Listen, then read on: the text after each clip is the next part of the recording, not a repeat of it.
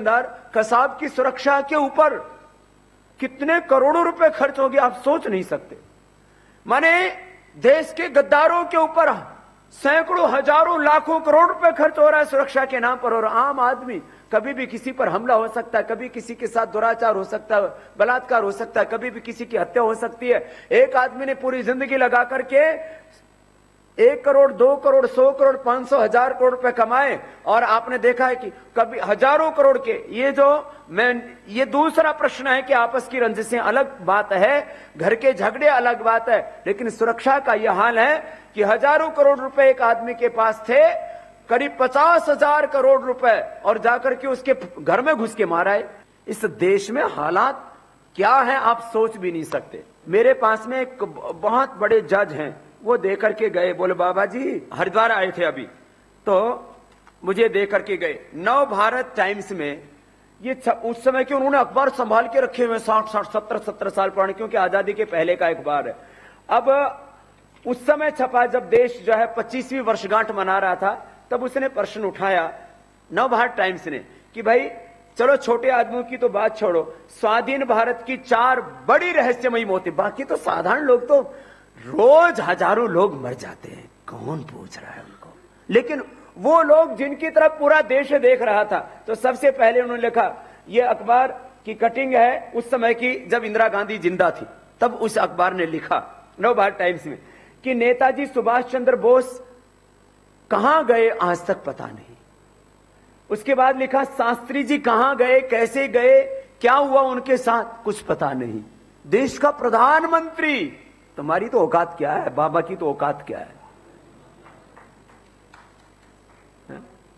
ये तो चाहते हैं बाबा तो एक दिन तो बहुत बड़ी बात है, बोलो बाबा एक एक शब्द बोलता है तो हमारी मौत का गड्ढा कुआं उतना ही गहरा होता जाता है।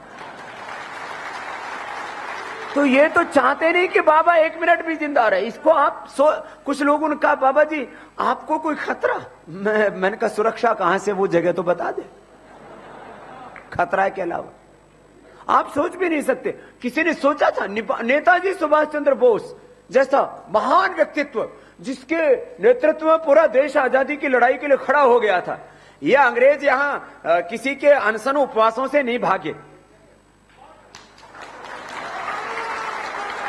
ये अंग्रेज यहां से भागे थे तो क्रांतिकारियों की डर की वजह से जब देखा कि लक्ष्मीबाई, रानी झलकाई बाई से लेकर के तात्या टोपे और मंगल पांडे से लेकर के चंद्रशेखर राजगुरु, भगत सिंह और अशफाक उल्ला खां या अल्लूरी सीताराम राजू या रानी चेन्नम्मा, तमाम वो 7 लाख से ज्यादा वीरों ने कुर्बानी दी थी। और उसके बाद में नेताजी सुभाष चंद्र बोस ने चलो दिल्ली देश बचाना है और तुम मुझे खून दो मैं तुम्हें आजादी दूंगा का नारा दिया। तो आप सोच सकते हैं कि अंग्रेजों के वक्त में नेताजी के साथ खड़े होने का मतलब था आजीवन कारावास या मौत, फांसी का फंदा। उस समय भी लाखों लोग उनके साथ खड़े हो गए थे। लेकिन आजाद भारत में यदि नेताजी सुभाष चंद्र बोस जिंदा होते तो देश के प्रधानमंत्री वही होते। यदि सरदार पटेल ना होते तो 65 रियासतें, आज 565 देश होती। आज दुनिया के देशों की संख्या 200 नहीं, फिर हिंदू जो है पूरी दुनिया के देशों की संख्या 765 होती। ऐसा हाल कर दिया था देश का। एक कश्मीर की समस्या का भी समाधान कर चुके थे पटेल। नेताजी सुभाष चंद्र बोस कहां गए, कहां गए शास्त्री जी, कहां गए डॉक्टर मुखर्जी, छीने गए। ये लिखा है, ये मेरा नहीं, ये आज से जो है करीब करीब 45 साल पहले का अखबार आपको दिखा रहा हूं मैं, नव भारत टाइम्स का है, कोई बाबा जी का लिखा हुआ नहीं है। और पंडित दीनदयाल उपाध्याय कहां गए, ये कोई हरीश कुमार उस समय के पत्रकार थे, उन्होंने लिखा। मैं कह रहा था सुरक्षा का प्रश्न कहां है इस देश के अंदर, शिक्षा, स्वास्थ्य, सुरक्षा और बिजली, पानी, सड़क, ये इस देश के अंदर सपना जैसा लगने लग गए। और रोटी, कपड़ा, मकान, इसमें 8, ये किसी भी देश में कितना डेवलपमेंट हुआ है, किसी देश की शासन व्यवस्था कितनी अच्छी है, उसके पैरामीटर्स बनाए हैं। मिलियनियम गोल्स तय किए यूएन ने कि भाई ये जो है किस देश के अंदर खुशहाली कितनी है, समृद्धि कितनी है, हैप्पीनेस कितनी है, उसके लिए जो है ये मानक तैयार किए गए। इसमें भारत में तो सारी लड़ाई रोटी पर ही हो रही है। हम पहले बोल रहे थे तो लोग कहते थे नहीं बाबा जी इतना तो नहीं है। अब गवर्नमेंट एक बिल लेकर के आ रही है, उसका नाम है फूड सिक्योरिटी बिल, खाद्य सुरक्षा कानून। खाद्य सुरक्षा कानून में गवर्नमेंट ने खुद माना कि ये कानून बनने से 80 करोड़ से ज्यादा लोगों को खाना ठीक से मिल पाएगा। इसका मतलब 80 करोड़ से ज्यादा लोग इस देश में भूख और कुपोषण के शिकार है। ये माना तो सही, और वो बिल से कोई किसी की भूख मिटने वाली, राइट टू एजुकेशन एक्ट बना दिया, क्या शिक्षा मिल गई? नहीं मिली। ये तो पूरी सरकारें किस तरह से साजिश कर रही है, और हिंदुस्तान कहां खड़ा है आप सोचो। 1 करोड़ गायों की हत्या हिंदुस्तान में प्रतिवर्ष होती है। रोज का हिसाब लगाओ तो 20,000 गाय सुबह होते होते कट जाती है। हर रोज की बात है। 30,000 लोगों की भूख और कुपोषण से सुबह होते होते मौत हो जाती है। ये रोज के आंकड़े हैं, ये मैं अपने घर की बात नहीं बता रहा हूं। और 1 करोड़ गाय कत्ल के लिए बांग्लादेश भेज दी जाती, तस्करी करके।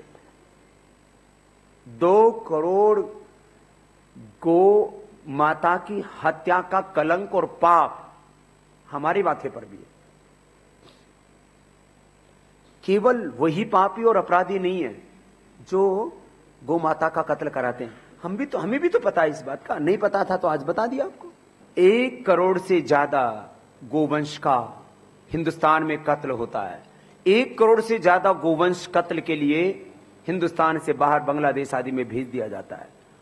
और इस समय ये कहते हैं कि हम इस देश के अंदर पिंक रेवोल्यूशन लाना चाहते हैं, माने दुनिया का सबसे ज्यादा गो मांस निर्यातक देश तो भारत है ही, जो गो को मां कहता है। इस देश को गो विहीन ही नहीं, इस देश को पशु विहीन करना चाहते हैं। फिर खेती कैसे होगी? तो खेती यूरिया, डीएपी और कीटनाशक जिनका जहर आज हमारी थालियों से हमारे खून तक आ चुका है। माताओं के स्तनों में जो दूध है वो इतना जहरीला हो चुका है कि उस दूध को पी करके बच्चों को ब्रेन कैंसर हो रहा है, ब्लड कैंसर हो रहा है, बच्चों के लीवर, बच्चों के गुर्दे, बच्चों के हार्ट खराब हो रहे हैं। छोटे छोटे बच्चों को वो बीमारियां हो रही हैं जिनकी कभी कोई कल्पना भी नहीं कर सकता। गर्भ से ही अपंग बच्चे पैदा हो रहे हैं। तो एक तरफ से गोधन ही नहीं पशुधन पूरा नष्ट हो रहा है, दूसरा खेत में फिर फसल पैदा करने के लिए यूरिया, डीएपी और वो खतरनाक जहरीले रसायन जिनसे एटम बम बनते हैं, जिनसे मिसाइल बनती है, परमाणु बम बनते हैं। द्वितीय विश्व युद्ध के बाद ये खतरनाक षड्यंत्र शुरू हुआ था कि वो जो उनके फिर जहर बच गए थे, उन रसायनों के द्वारा ये यूरिया, डीएपी और तमाम कीटनाशक बनाए गए थे। आज पूरी दुनिया के वैज्ञानिक इस बात को कहते हैं कि यूरिया से, डीएपी से कोई फसल बढ़ती नहीं है। खाली यूरिया के अंदर एक नाइट्रोजन होती है जिसको नेफ्ता के साथ बांध दिया जाता है। उससे थोड़ा सा एक बार को देखने में 2, 4, 5 साल के लिए ऐसा आंखों को भूल-भुलैया लग जाता है कि उससे फसल बढ़ रही है। अरे नाइट्रोजन फिक्सिंग करने का काम तो जमीन में अपने आप होता है। 1 ग्राम मिट्टी के अंदर करीब 3 करोड़ सूक्ष्म जीव होते हैं। उन जीवों को हमने जहर डाल करके धरती माता के मुख में मार दिया। फिर नाइट्रोजन फिक्सिंग की जो प्रक्रिया है, और जमीन के अंदर ये सारे पोषक तत्व होते हैं जिनको हम कैल्शियम कहते हैं, जिनको हम प्रोटीन कहते हैं, जिनको हम आयरन कहते हैं, जिनको हम सल्फर कहते हैं। तमाम वो चीजें जो हम इन रासायनिक खादों के द्वारा डालते हैं वो तो जमीन के अंदर खुद होती है। एक केंचुआ अपने जीवन काल में करीब 3 टन मिट्टी को खाद बनाने की क्षमता रखता है। उस केंचुए को हमने मार दिया, उन सूक्ष्म जीवों को हमने खत्म कर दिया। पहले इन बड़े जीवों को, गाय माता से लेकर के पशुधन को हमने खत्म करने के लिए ठान ली है, और उसके बाद में इस धरती को हम पहले जीव विहीन और फिर क्या मनुष्य विहीन बनाना चाहते। मैंने षड्यंत्र, ये तो एक षड्यंत्र की मैंने बात की। जो आर्थिक लूट वाला प्रश्न है वो तो ये कि अभी तक professor Kaldor Wanchoo committee, national institute of public finance and policy, ये 3 बड़ी जो है संस्थाएं जिन्होंने भारत में ब्लैक मनी के ऊपर अध्ययन किया, भारत के सभी वर्तमान के इकोनॉमिस्ट, अर्थशास्त्री, विश्व की बड़ी संस्थाएं जिनको tax justice network, transparency international, global finance integrity कहते हैं, ये 3 स्वतंत्र संस्थाएं पूरी दुनिया के अंदर जो पूरे विश्व में कहां कहां कैसे कैसे लूट हो रही है, उस लूट के पैसे को उस देश के साथ धोखा, गद्दारी, विश्वासघात, छल करके जो बिना मेहनत के जो पैसा कमाया जाता है, दूसरों का हक मारा जाता है, उसको ब्लैक मनी कहते हैं। उसके ऊपर 3 बड़ी विश्व की संस्थाएं, transparency international, global finance integrity, tax justice network, ये उसका हिसाब किताब रखते हैं, उन सब के आंकड़े। और विश्व की 3 बड़ी दूसरी संस्थाएं जिसको कि हम वर्ल्ड बैंक, IMF कहते हैं, और उसका इस्तेमाल करती है वर्ल्ड बैंक और IMF के माध्यम से। ये जो बेईमानी का पैसा बैंकों में जाता है उसको यूज करते हैं फिर ये WTO वाले। तो ये जो पूरा का पूरा षड्यंत्र जो चल रहा है पूरी दुनिया में, उस बात का साक्ष्य है कि भारत का 100 लाख करोड़ से 150 लाख करोड़ पे बाहर जा चुका। जो आज गया उससे बाद में क्या वो बढ़ा नहीं है, वो बढ़कर के शायद 300-400 लाख करोड़ तो बाहर हो गया है। देश के अंदर जो बचा है 10% बाहर गया, 90% अंदर, वो 900 लाख करोड़ रुपए उसको कुल एस्टिमेट किया है ये सभी दुनिया के और देश के अर्थशास्त्रियों ने। वो कितना पैसा होता है, वो एक गांव को यदि वापस आता है तो मिलता है 200 करोड़, एक जिले को मिलता है करीब 1 लाख करोड़। माने कुल आपके राजस्थान का जितना बजट है उससे ज्यादा बजट एक जिले को मिलेगा विकास के लिए। हिंदुस्तान का एक एक जिला अमेरिका से, ब्रिटेन से, जर्मनी से, फ्रांस से, जापान से बेहतर होगा, इतना ज्यादा तो लूट लिया इंडिया। एक एक जिला एक एक देश के बराबर है, इतनी ताकत अपने हिंदुस्तान में। एक जिला हमारा जापान के बराबर होगा, एक जिला हमारा जर्मनी, फ्रांस के बराबर होगा। अकेले झारखंड में इतनी भू संपदाएं हैं कि अमेरिका से ज्यादा पावर हाउस के पास में। अकेले राजस्थान में यहाँ के पत्थर, यहाँ की गैस और यहाँ का जो तेल है उसका आर्थिक मूल्यांकन किया जाए तो अकेला राजस्थान अमेरिका से ज्यादा पावरफुल है। जो पहले लूट लिया सो अलग बात है, आज भी हर वर्ष करीब 10 लाख करोड़ रुपए की लूट होती है। प्रोफेसर वैद्यनाथन ने अपनी एक रिसर्च स्टडी की दी पिछले 5 वर्षों तक अर्थव्यवस्था की पूरा अध्ययन करने के बाद कि 1 लाख करोड़ रुपए से ज्यादा हर साल जो है रिश्वतखोरी, 3 से 5 लाख करोड़ रुपए की टैक्स चोरी, 3 से 5 लाख करोड़ के हर वर्ष घोटाले, स्कैम्स।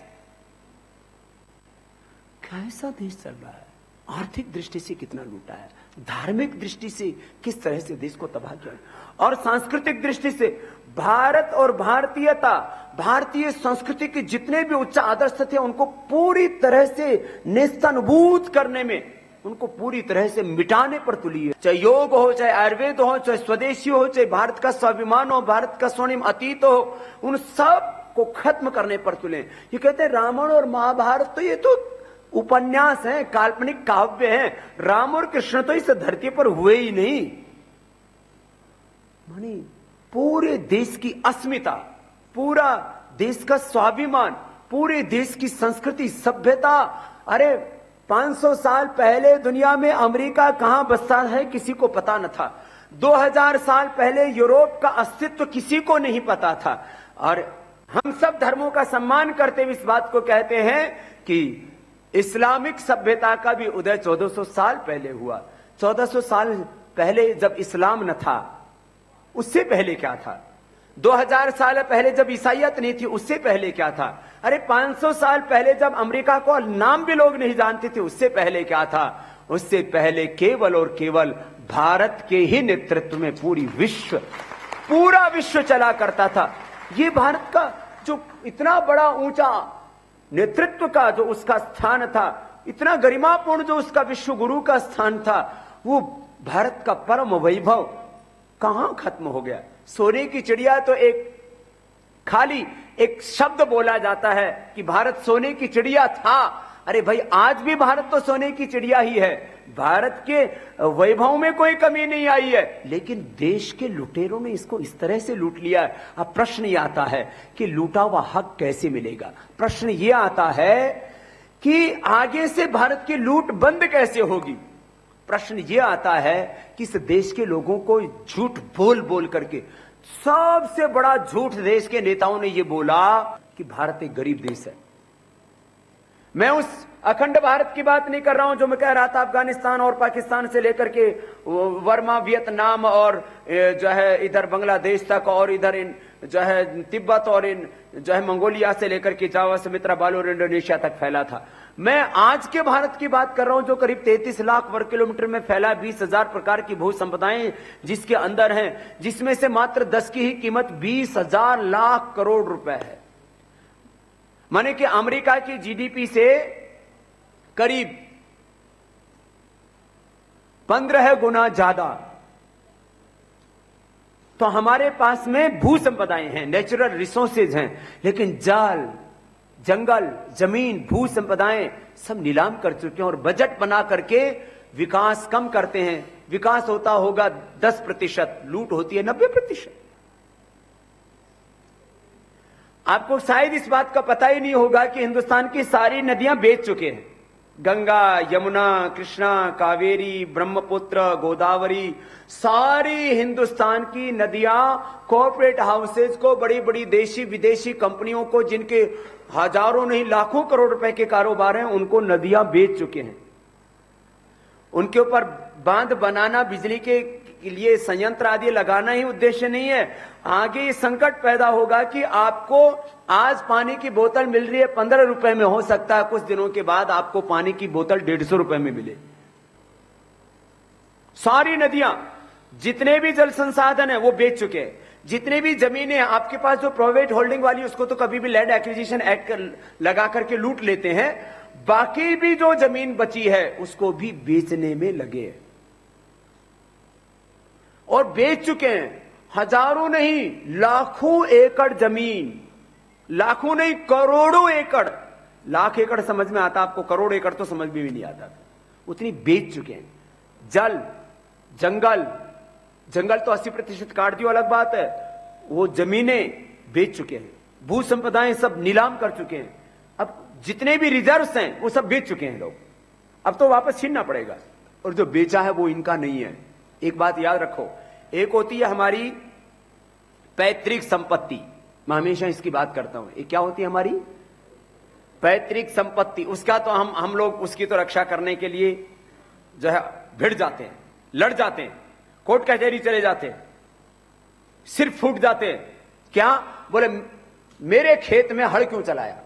एक खूड, 1 फीट जमीन, आधा फीट जमीन नहीं, 1 इंच जमीन को दूसरा ले ले तो लड़ मर जाएंगे। अरे भाई, वो तुम्हारी पैतृक संपत्ति है, उसके ऊपर जितना तुम्हारा हक है उतना ही इस देश की राष्ट्रीय संपत्ति के ऊपर 125 करोड़ लोगों का बराबर का हक है। इसलिए मैं बार बार कहता हूं कि यह देश किसी खानदानी या राजनीतिक पार्टी की जागीर बपोती नहीं है, उसकी संपत्ति नहीं है। ये तो 125 करोड़ हिंदुस्तानियों का भारत है। भाई बहनों, मैं कह रहा था पहले लूटा, आज लूट रहा है, और हम जी हमको क्या बता दिया? बोले तुम तो गरीब हो क्योंकि तुम गरीब जाति में पैदा हो। जाति कोई गरीब नहीं है, मजहब कोई गरीब नहीं है, इंसान कोई गरीब नहीं है। पहली बात तो जो है हम गरीब नहीं है, हमारा देश गरीब नहीं है। यदि हम गरीब होते तो हिंदुस्तान में पैदा ना होते, और हिंदुस्तान देश गरीब हो ही नहीं सकता। जितना अनुग्रह इस देश के ऊपर है उतना अनुग्रह भगवान का दुनिया के किसी देश पर नहीं। ये भगवान का सबसे, इसको सभी ऋषियों ने कहा ये भागवत भूमि है, ये भगवान की भूमि है, ये देव भूमि है भारत, ऋषि भूमि है भारत। सारे ऋषियों ने इसी देश में क्यों पैदा हुए भाई? आप कहेंगे जी क्या भगवान भी पक्षपात करता है? ना, देखो जैसे शरीर में हर एक अंग का अपना स्थान है, हाथ का, पैर का, सब ठीक है, लेकिन सबसे ऊंचाई पर क्या है? मस्तिष्क। सबसे ऊंचा स्थान किसका है? मस्तिष्क का। जैसे अपने देह में सबसे ऊंचा स्थान मस्तिष्क का है, ऐसे इस पूरे ब्रह्मांड में सबसे ऊंचा स्थान भारत का है। ये भगवान का अनुग्रह है इसके ऊपर। और फिर इसको इस तरह मैं कह रहा था, अब ये इतना देश महान, राजनीतिक पार्टियों ने क्या किया? कौन सी राजनीतिक पार्टी है जिस पर के दामन पर दाग न लगे हो? काला धन की बात हो, भ्रष्टाचार की बात हो, व्यवस्था परिवर्तन की बात हो, गोकशी बंद कराने की बात हो, जो साधारण लोग हैं उनको आर्थिक और सामाजिक न्याय दिलाने की बात हो। इस देश में इतने प्रश्न हैं, किस राजनीतिक पार्टी ने किसी भी मुद्दे को साइंटिफिक एंड लॉजिकल कंक्लूजन तक पहुंचाया? तो अब इसलिए आज वर्तमान में क्या हो गया, दलों से निष्ठा लोगों की खत्म हो गई। अब वो कॉन्सेप्ट इस रूप में तो पूरा नहीं हो सकता जिसकी जयप्रकाश जी ने बात की थी। क्या कहते थे वो? Party less democracy. अब ये पार्टी लेस डेमोक्रेसी तो अभी नहीं आएगी, लेकिन एक बात तो जरूर होगी, अब दलगत निष्ठाओं से देश ऊपर उठ गया है और सामाजिक आध्यात्मिक और राजनीतिक दृष्टि से कुछ लोगों के ऊपर देश की निगाहें टिकी हैं। मुझे भरोसा है कि सामाजिक, आध्यात्मिक और राजनीतिक क्षेत्र में जिन लोगों के ऊपर, वो 5-10 लोग हैं जिनके ऊपर देश की निगाहें टिकी हैं और उनमें से 2-3 लोगों को निर्णायक भूमिका निभानी है। मुझे पूरा भरोसा है कि देश के लोगों को यहां से निराशा हाथ नहीं लगेगी। ये एक मैंने बड़ा खाका आपके सामने खींचा है। अधिकांश राजनीतिक दलों ने देश के लोगों को निराश किया है। सामाजिक, आर्थिक, राजनीतिक और धार्मिक दृष्टि से वही पाप वो भी करने में लगे जो गुनाह दूसरों ने किए। वही माफिया राज वो भी चला रहे। आपने तो राजस्थान में देखा है, ये झारखंड में भी हुआ है, ये छत्तीसगढ़ में भी हुआ है, ये उड़ीसा में भी हुआ है, ये कर्नाटक में भी हुआ है, ये सब जगह हुआ है। क्या बस बोलते हैं बस स्वामी जी क्या बताएं, कुछ 19-20 का फर्क है। तो कुछ लोगों के ऊपर आशाएं टिक जाती हैं। अब मैं कह रहा था प्रश्न बहुत है और इसमें हमको क्या करना है? हमको एक बहुत बड़ी सामाजिक और राजनीतिक ताकत अपने हाथों में रखनी है और जब तक हमारे हाथों में सोशल एंड पॉलिटिकल पावर नहीं होगी, दोनों ताकतों की बात कर रहा हूं। मुझे चुनाव नहीं लड़ना है, यहां हमारे संत महापुरुष बैठे, इनको चुनाव नहीं लड़ना है कोई। ये कोई संगठन के लोग, आप सब इस हिंदुस्तान में तो 125 करोड़ लोग रहते हैं, क्या 125 करोड़ लोगों को चुनाव लड़ना है क्या? 125 लोग चुनाव लड़ेंगे तो वोट कौन करेगा फिर? 125 करोड़ लोग जो है एमपी नहीं बन सकते, वो पीएम नहीं बन सकते, वो सीएम डीएम नहीं बन सकते। 125 करोड़ लोग क्या क्या करेंगे? वो एमएलए सब बनने लगे, सब कहेंगे मुझे एमएलए बना दो, मुझे एमपी बना दो, मुझे सीएम बना दो, मुझे पीएम बना दो। 125 करोड़ लोग जो है वो चुनाव नहीं लड़ सकते, लेकिन 125 करोड़ लोग इन चुनावों में एक निर्णायक भूमिका निभा सकते हैं और उसके लिए हमको काम करना है। वो काम कैसे होगा? उसके लिए आपको अब गहराई से आज एक पूरा रणनीति बता रहे हैं, उसकी एक कार्य योजना दे रहे हैं और उसके लिए कुछ लोगों को एक बड़ी भूमिका निभानी है। माना कि इस देश में एक पीएम की, एक सीएम की और जिले में एक डीएम की बड़ी भूमिका होती है, लेकिन मैं मानता हूं कि जो भूमिका इस देश में किसी एमएलए की, किसी एमपी की, किसी पीएम की, सीएम की, डीएम की होती है, उससे बड़ी भूमिका एक देशभक्त आदर्श कार्यकर्ता की हो सकती है और उसको अपनी भूमिका निभानी है। आज हम कोई एमएलए, एमपी, कोई पीएम, कोई सीएम, कोई डीएम नहीं है, लेकिन आज इस देश के लोगों ने हमको ताकत दी है कि हम ये डिसाइड कर सकते हैं कि देश का पीएम कौन होगा। हम आज इस बात के लिए निर्णायक हो सकते हैं कि हमारे प्रांत का सीएम कौन होगा। हम ये डिसाइड कर सकते हैं कि इस देश में एमएलए कौन होगा, एमपी कौन होगा। ये ताकत अपने हाथों में आनी चाहिए और इसके लिए क्या मैकेनिज्म होना चाहिए, उसकी रचना की थोड़ी सी बात करता हूं। देखो, जो है राजनीतिक दृष्टि से देखो तो बहुत प्रयोग हुए। एक प्रयोग 1857 से लेकर के 1947 तक चला, उसके बाद दूसरा प्रयोग जयप्रकाश ने किया, तीसरा प्रयोग जो है संघ और बीजेपी ने किया और चौथा प्रयोग हम कह सकते हैं कि महात्मा गांधी और कांग्रेस ने किया। अब इन सब प्रयोगों की आलोचना में नहीं जाते हम, लेकिन कुछ अच्छी बातें सीख लो इनसे और हमको फिर एक नई रणनीति बनानी है। बहुत लोग सोच रहे हैं कि बाबा क्या सोच रहे हैं, कुछ पता नहीं लग रहा है, लेकिन मैं करीब 200 करोड़ वर्षों का भारत का स्वर्णिम अतीत देखता हूं और उन पूर्वजों का पुण्य अपने साथ जुड़ा हुआ पाता हूं। इसलिए ये मेरी जिम्मेदारी बन जाती है, ये मेरी जवाबदेही बन जाती है, ये मेरा कर्तव्य बन जाता है कि जिस ऋषि संस्कृति का, जिस देव संस्कृति का मैं प्रतिनिधित्व करता हूं, उसके साथ कोई धोखा नहीं होना चाहिए। ये एक बहुत बड़ी बात है, ये एक बहुत बड़ी जिम्मेदारी है, एक बहुत बड़ा दायित्व है। इसको हल्के में नहीं लिया जा सकता, क्योंकि ये वस्त्र मात्र 2 रुपए का कोई रंग लेकर के नहीं रंगे गए हैं। इन वस्त्रों के पीछे 200 करोड़ वर्ष पुरानी संस्कृति, सभ्यता और अपने लाखों करोड़ पूर्वजों का पुण्य जुड़ा हुआ है। तो भाई इस भेख की भी लाज रखनी है, जिसके पीछे 200 करोड़ वर्षों का स्वर्णिम अतीत और करोड़ों ऋषि मुनियों की तपस्या जुड़ी हुई है। इस भेख की लाज रखनी है, ये पहला काम है। दूसरा, 200 करोड़ वर्षों में क्या क्या हुआ वो भी देखना है। भगवान राम मर्यादा पुरुषोत्तम पूर्ण पुरुष कहते हैं हम उनको, कोई उनको अवतारी मानते हैं, उनको महापुरुष मानते हैं, ये अपनी अपनी मान्यताएं हो सकती हैं, लेकिन वो अतिमानस चेतना युक्त एक महामानव थे इस धरती के ऊपर। वो मर्यादा पुरुषम होते हुए भी रावण के साथ उनको लड़ाई क्यों, युद्ध क्यों करना पड़ता है? और उसको, जिसको आज अपराध कहा जाता है कि भाई कितना ही बड़ा कोई अपराधी हो बोले, उसको भी पूरी दुनिया में बहस चलती है कि सजाए मौत नहीं मिलनी चाहिए, लेकिन भगवान राम ने रावण का मोक्ष किया था, वो तो हमारा एक अच्छा शब्द है, लेकिन सीधा सीधा बात है, विनाश किया था। भगवान कृष्ण योगेश्वर होते हुए हम खाली वैचारिक क्रांति की बात करते हैं तो लोग कहते हैं बाबा आप ऐसी बात क्यों बोलते हो? और भगवान कृष्ण ने तो सुदर्शन चलाया। आज एक तो वो हमें अपना अतीत देखना है, और दूसरा 200 वर्षों से हमें सीखना है और कुछ ऐसा प्रयोग करना है जिससे कि देश के लोगों में जो आशा बंधी है, 50-100 वर्षों में एक बार कोई ऐसा वक्त आता है जब देश के लोगों को कहीं आशा बंधती है। महाभारत के बाद इन पिछले 5000 से ज्यादा वर्षों में देश का सामाजिक, सांस्कृतिक, आर्थिक, राजनीतिक पतन हुआ। बीच बीच में क्रांतियां हुई, लेकिन अब देश एक बहुत बड़े मोड़ पर खड़ा है।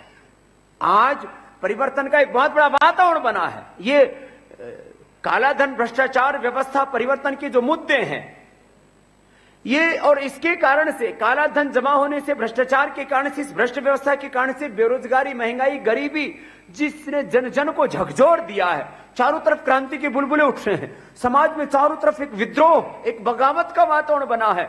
और ये कोई अब एक व्यक्ति की बात नहीं हो, सारी समष्टि में एक चेतना का जागरण हुआ। अब चीज मुकाम तक कैसे पहुंचेगी, अभी सोचना पड़ेगा।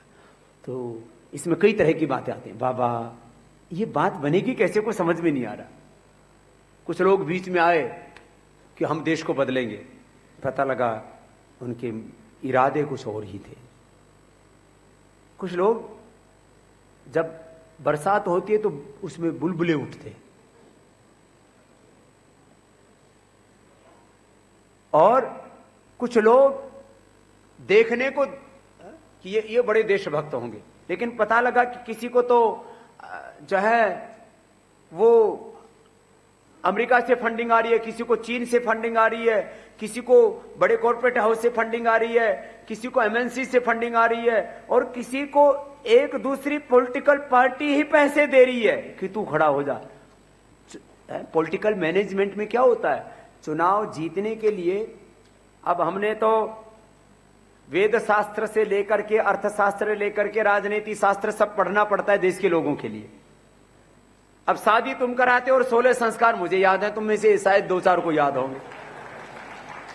तुम्हें गर्भाधान क्या होता है, पुंसवन क्या होता है, सीमंतोन्नयन क्या होता है, जातकर्म क्या होता है, नामकरण क्या होता है, अन्नप्राशन क्या होता है, निष्क्रमण, चूड़ा, कर्म, कर्ण, वेद, यज्ञोपवीत, वेदारंभ, समावर्तन, फिर गृहस्थ, वानप्रस्थ, संन्यास और अंत्येष्टि तक 16 संस्कारों के नाम याद है। ब्याह तुम कराओ और संस्कार बाबा जी करवाए, तो पता ही नहीं किसी को।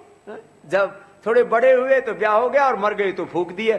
बड़े हुए तो इसको पाणी ग्रहण संस्कार बोलते हैं, विवाह संस्कार, और मर गए तो अंत्येष्टि। दोनों ही अग्नि से होते हैं। वैसे पैदा होने से लेकर के मृत्यु तक, गर्भाधान से लेकर के अंतिम इष्टि, नव सस्येष्टि, ये इष्टि को यज्ञ को ही बोलते हैं। खैर, मैं बात ये कह रहा था, हमको सभी क्यों सोचना पड़ रहा है। हमको लगा कि अब देश एक बहुत नाजुक दौर से गुजर रहा है, और उतनी गंभीरता से हमने बात की। मैं देश में जिनसे थोड़ी भी उम्मीद है उन शीर्ष लोगों से लगातार मुलाकातें कर रहा हूं, लेकिन सार्वजनिक रूप से उसको प्रकट नहीं कर रहे हैं। पत्रकार बोलते हैं बाबा कुछ खिचड़ी पक रही है और पता नहीं लग रहा। मैं कहा तुम्हें पता लग गया तो तुम हांडी फोड़ दोगे पकने से पहले। तो हमें हांडी फोड़ खिचड़ी नहीं पकानी भाई। बात यह है कि इसमें कुछ करना पड़ेगा। उसके लिए आपको क्या करना है वो टारगेट मैं आपको देता हूं। बाकी तो हालात देश की सारी आपको सबको पता है। अब करना क्या है, अब निर्णायक वक्त है। करना यह है, ये मैंने कहा ना, एक social and political power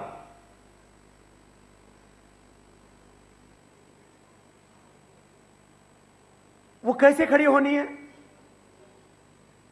Savarkar ji ने कहा था उस समय के देश के रहनुमाओं से, वो तो उनका शरीर ने साथ नहीं दिया क्योंकि उनके ऊपर बहुत जुल्म और जातियां हुई थी। अब बताओ, हिंदुस्तान के इतिहास में पहली बार हुआ कि किसी बाबा के पीछे डबल सीबीआई लगाई गई हो। डबल सीबीआई 10 केस हो जाएं तो लोग 10 नंबर ही बोलते हैं। मैं ये सोचता था कि लोगों के ऊपर केस क्यों होते हैं। जब मेरे ऊपर 100 से ज्यादा हुए तब मुझे पता लगा कि मैं 10 नंबर ही नहीं, बाबा ही 100 नंबर ही हो गया। हिंदुस्तान के इतिहास में मेरे से एक बोले, बाबा आपको कैसा लगता है? मैंने कहा बाबा तो मस्त है, लेकिन अब जितने भी ये माफिया हैं इनको देश माफ नहीं करेगा। अब तो इससे ये धर्म युद्ध, ये देवासुर संग्राम एक निर्णायक मोड़ पर पहुंच चुका है। इसमें पाप पराजित होगा, असुरत्व पराजित होगा और देवत्व की विजय होगी। इसमें क्या बात?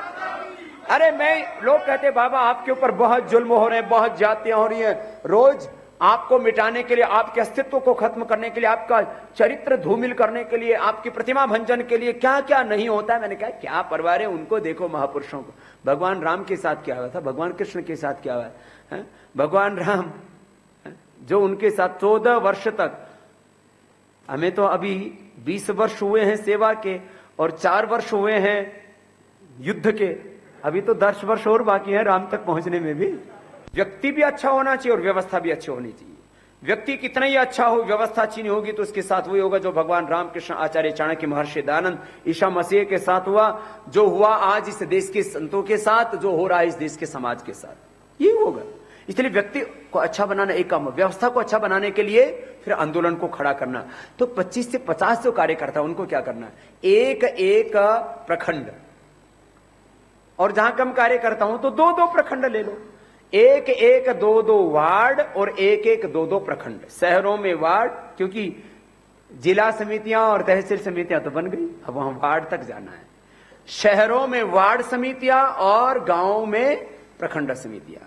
वार्ड जिसके नीचे 10-12 बूथ होते हैं और प्रखंड जिसके नीचे 10-20 गांव हैं, तो वहां तक एक एक कार्यकर्ता जिम्मेदारी ले ले, एक एक 2-2 प्रखंडों की।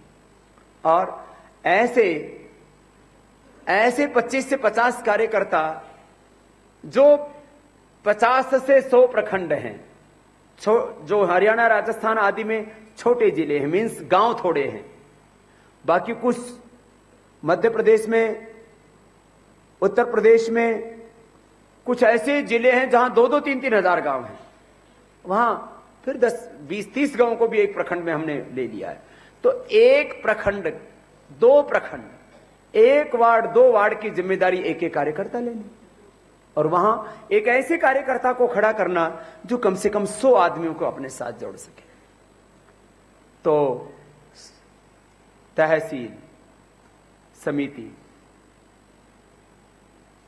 जिला समिति, वार्ड समिति, प्रखंड समिति, ये 4 बड़ी समितियां हो गई। जिला, तहसील, वार्ड और प्रखंड। गांव से शुरू करो तो प्रखंड, वार्ड, तहसील और जिला समिति।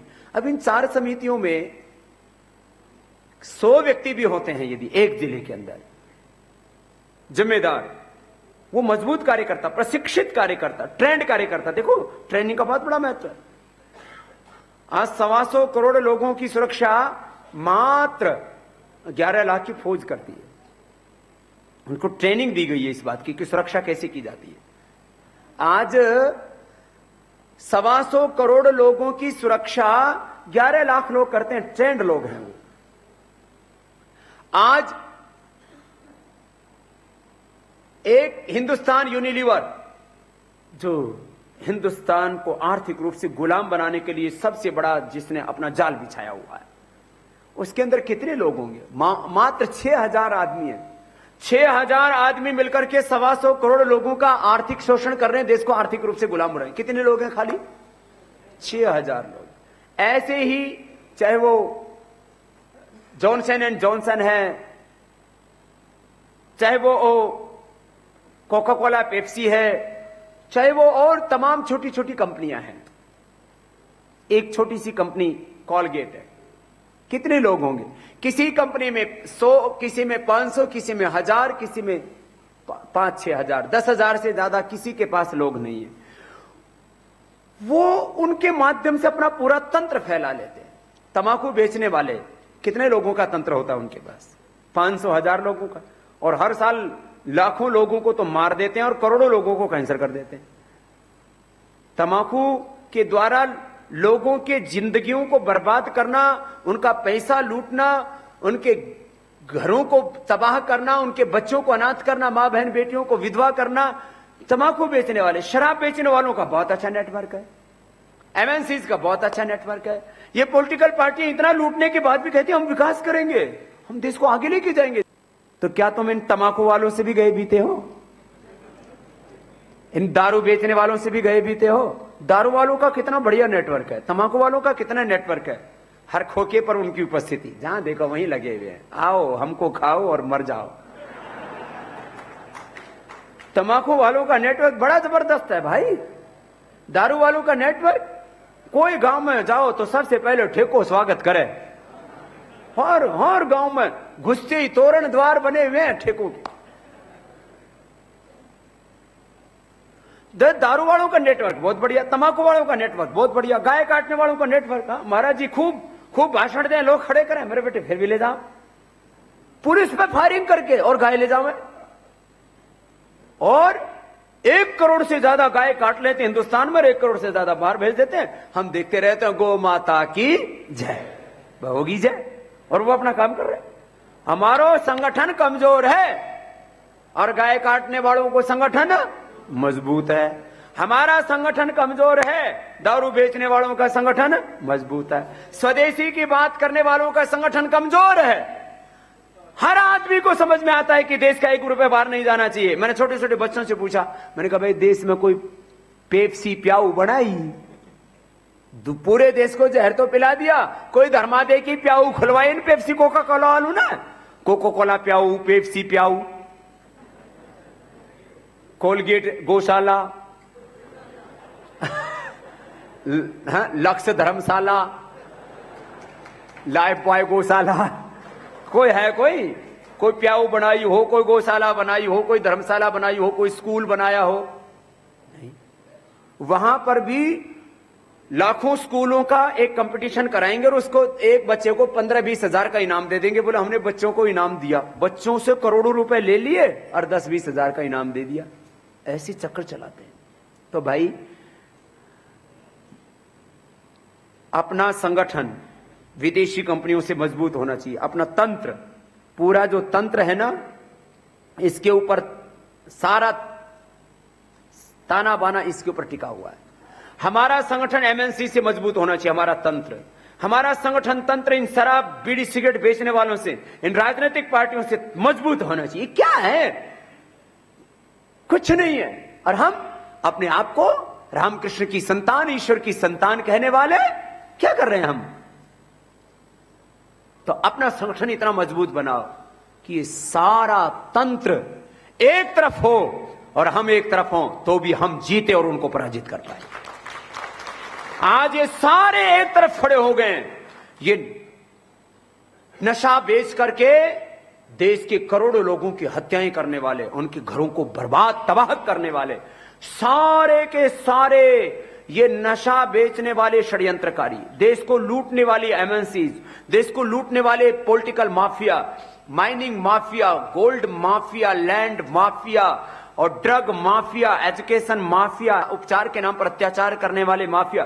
एक तरफ सारे माफिया, उसमें कुछ अच्छे लोग हैं, वो अलग बात है। एक तरफ सारे माफिया और एक तरफ हम। तो हमको इतनी ताकत इकट्ठी करनी है कि इन सारे माफियाओं को हम मात दे सके। ये काम करना है। और इसके लिए क्या करना है? आप खाली जिला, तहसील, वार्ड और प्रखंड स्तर पर एक एक मजबूत आदमी को खड़ा कीजिए, जिसके साथ एक आवाज पर 200 आदमी को खड़ा कर सके। क्या है बड़ी बात? मैं आज कोई भी बात कहता हूं, आपकी यदि राजस्थान में आए तो कम से कम मेरी बात 10 लाख से लेकर के 10 करोड़ लोगों तक पहुंचती है जब अखबार में छपती है, टीवी पर दिखती है। मेरी बात 10 लाख से 10 करोड़ लोगों तक रोज पहुंचती है। और मैं कहां से चला था मैं तो गुरुकुल से निकला तो श्रद्धेय आचार्य बालकृष्ण जी मिले, उसके बाद 2 लोगों को मैंने योग सिखाना शुरू किया, उससे 10 हुए और 10 से 100, 100 से 1000, 1000 से लाख, लाख से फिर करोड़ों हो गए। अरे जब मैं एक अनपढ़ माँ बाप के घर में पैदा हुआ, छोटे से गांव में, वो सारा काम जो इस हिंदुस्तान का आम आदमी करता है, गाय भैंस का काम, खेती बाड़ी का काम, ढोर का काम, गोबर ठाने से लेकर के और गवार काटने तक। गवार काटना बहुत खतरनाक काम है। गवार काटो ना तो अपने को काटता है वो। अपना मूल्यांकन कभी कम करके मत आंको। आप में से बहुत से लोग होंगे, बाबा जी हम कैसे कर पाएंगे। आप सबको मैं अपने से अच्छी स्थिति में पाता हूं। मैं तो एक नाचीज, एक अकिंचन फकीर। जब घर से चला था तो मैं अपने, मेरे पास तो इतना भी किराया नहीं होता था आपकी तरह मैं कोई मीटिंग अटेंड कर लूं। तो भाई आज आप कम से कम मीटिंग अटेंड करने के लिए मेरे पास तो आए हो ना। तो किराया भाड़ा दे के आए हो कि मुफ्त में? तो इसका मतलब आप मेरे से ज्यादा समर्थ हो। जहां से मैंने अपनी यात्रा शुरू की, फिर मैं वापस वहीं आता हूं। तो क्या करना, एक जिला, तहसील, वार्ड और प्रखंड प्रभारी एक एक नियुक्त करो। कितने होंगे? कम से कम ये 100। कितने होंगे? और इनके कंट्रोल करने वाले, इनके कंट्रोलिंग पॉइंट। हमारे एक एक प्रभारी यदि 2-2, 5-5 वार्ड या प्रखंड की जिम्मेदारी ले लेता तो हो गया काम। कंट्रोलिंग पॉइंट 5 या 25। एक आवाज दी, एक जिले से 100 आदमियों तक आवाज पहुंच गई। उन्होंने अपने नीचे के 100 आदमियों को आवाज दी। कितने हो गए? 10,000। कितने जिले हैं राजस्थान में? 33। एक आवाज पर 33 जिलों से 10-10 हजार आए। कितने हो गए? 3,30,000। एक आवाज पर जब देश के लिए आवाज दी जाए, जब राजस्थान के लिए आवाज दी जाए तो 3,30,000 लोग एक साथ खड़े हो जाएं। ऐसा संगठन आपको बनाना है एक आवाज के। बहुत बड़ा मैकेनिक, चीज को समझो भाई, कोई बड़ी बात नहीं है। हमको यूं लगता है इनको कैसे टक्कर दे पाएंगे। हम ऋषियों की संतान, भारत माता की संतान, भगवान की संतान खुद को कहने वाले चुपचाप से बैठे। अब बात नहीं बनेगी। सुन लो बहनों, तुम भी एक बहन के साथ, एक बहन को बोलू ना तो 100 उसके साथ आनी चाहिए। कहां से लाओगी? 100 के साथ तो सुबह शाम से बतिया के तैयार कर दोगी। घर घर जाओ, बात करो। तुम्हारे साथ में यदि 10-20 हजार लोग नहीं आते तो घर घर जाके तो बात कर सकती हो। घर घर जाके जगाओ। एक के साथ कम से कम 100, जो चाहे वार्ड पर हो या प्रखंड पर हो। ऐसे ही जिले में, तहसील में ये जब पूरा तंत्र खड़ा होगा तब जिसको चाहेंगे उसको जिता पाएंगे, जिसको चाहेंगे उसको हरा पाएंगे और जिसको चाहेंगे उनको विधानसभा और लोकसभाओं में बैठा पाएंगे। यह है असली ताकत। देखो, एक है समर्थन, एक है संगठन। समर्थन तो इस देश के 80-20 का एक फार्मूला चलता है मैनेजमेंट में।